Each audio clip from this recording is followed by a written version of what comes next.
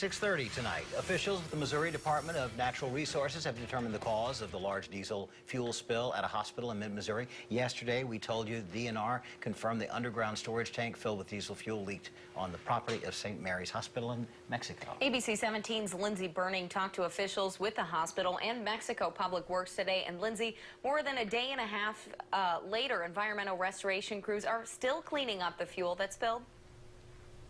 Marissa, they are. The Missouri Department of Natural Resources says about 2,000 gallons of diesel fuel were released from the leak. It says some of that fuel got into a stream north of the hospital, where I saw crews from a company called Environmental Restoration today. Mexico residents say they're concerned to see the cleanup crews in the stream. A lot of the kids around this neighborhood play in the creek and play around the creek and stuff like that, so are they going to end up getting sick? This feeds off into drinking water, so what's going to happen there? Are they going to do a boil order so nobody gets sick? But officials say residents don't need to worry. Becky Collier with St. Mary's Hospital says the environmental restoration crews and DNR have contained the fuel so it will not spread. As soon as we were made aware of the situation, we contacted Department of Natural Resources and Environmental Restoration.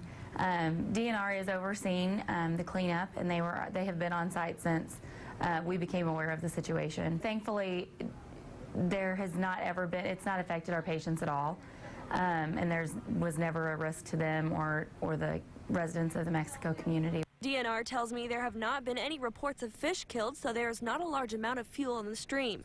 Some fuel from the spill also got into the city's wastewater treatment plant through sanitary and storm sewers.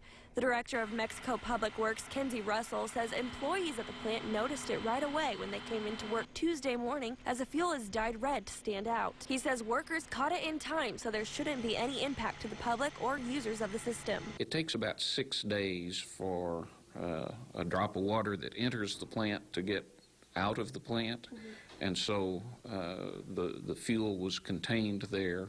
We've been able to use some absorbent pads and booms to clean it up.